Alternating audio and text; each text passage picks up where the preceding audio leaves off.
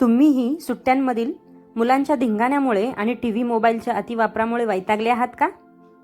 पण तुम्हाला एक महत्त्वाची गोष्ट माहिती आहे का, की मुलांच्या व्यक्तिमत्वाला आकार देण्याची हीच सर्वोत्तम वेळ आहे.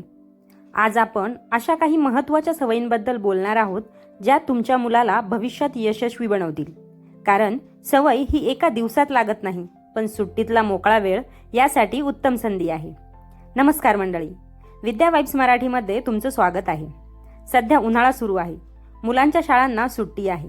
सुट्टी सुरू झाली की मुलांना मज्जा येते, पण आपल्याला मात्र टेन्शन येतं की आता यांना दिवसभर कशात गुंतवायचं. टीव्ही आणि मोबाईलशिवाय दुसरं काही सुचतच नाहीये ना. मग हा व्हिडिओ खास तुमच्यासाठी आहे. आज मी तुम्हाला अशा 4 गोष्टी सांगणार आहे ज्या तुम्ही तुमच्या मुलांना या सुट्टीत नक्कीच शिकवल्या पाहिजेत. शेवटची गोष्ट तर इतकी महत्त्वाची आहे की ती चुकवूच नका. पहिली गोष्ट, लाईफ स्किल्स. जगण्यासाठी लागणारी कौशल्य जी शाळेत गणित, विज्ञान यातून मुलं शिकतातच, पण आयुष्याचं गणित शिकवण्यासाठी ही सुट्टी वापरा. मुलांना स्वतःचं ताट स्वतः धुवायला लावा. कपड्यांच्या घड्या घालणे, स्वतःची खोली आवरणे हे शिकवा. हे काम नाही तर ती एक जबाबदारी आहे हे त्यांना पटवून द्या. आठवड्यातून एक दिवस त्यांना आचारी बनवा. आग न वापरता बनवता येणारे पदार्थ जसे की भेळ, सँडविच किंवा लिंबू सरबत यासारखे त्यांना बनवायला शिकवा. यामुळे त्यांचा आत्मविश्वास नक्कीच वाढेल.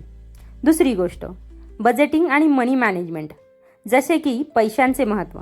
मुलांना आपण हवं ते लगेच घेऊन देतो, त्यामुळे त्यांना पैशांची किंमत कळत नाही. या सुट्टीत त्यांना बजेट शिकवा. त्यांना ठराविक पैसे द्या आणि सांगा की यातच तुला तुझे खाऊचे किंवा खेळण्याचे नियोजन करायचे आहे. त्यांना किराणा मालाच्या दुकानात सोबत न्या. वस्तूंचे भाव बघायला सांगा. पैसे वाचवण्याची सवय याच वयात लागली पाहिजे. तिसरी गोष्ट, निसर्ग आणि मातीशी मैत्री, म्हणजेच निसर्ग प्रेम. मुलांचे जग स्क्रीनमध्ये अडकले आहे. त्यांना मातीत खेळू द्या. एक छोटं झाड लावायला द्या आणि त्याची रोज काळजी घ्यायला त्यांना सांगा किंवा ती जबाबदारी त्यांच्यावर सोपवा. पक्ष्यांसाठी पाणी ठेवणं, सकाळी चालायला जाणं किंवा बागेतल्या कीटकांचे निरीक्षण करणं, यामुळे त्यांची कल्पनाशक्ती वाढते. निसर्ग हा सर्वात मोठा गुरु आहे. हे जे महत्त्व आहे हे त्यांच्या मनावर बिंबवा. चौथी गोष्ट, कम्युनिकेशन आणि वाचन, म्हणजेच बोलण्याची आणि वाचण्याची कला. रोज रात्री 15 मिनिट मुलांसोबत गप्पा मारा. त्यांना एखादी गोष्ट वाचायला द्या आणि ती त्यांना त्यांच्या शब्दात सांगायला सांगा. यामुळे त्यांचे पब्लिक स्पीकिंग सुधारेल.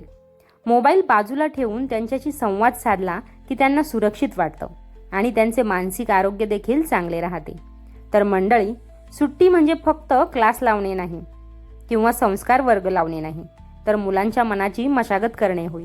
या 4 गोष्टींपैकी तुम्ही कोणती गोष्ट आधी सुरू करणार आहात?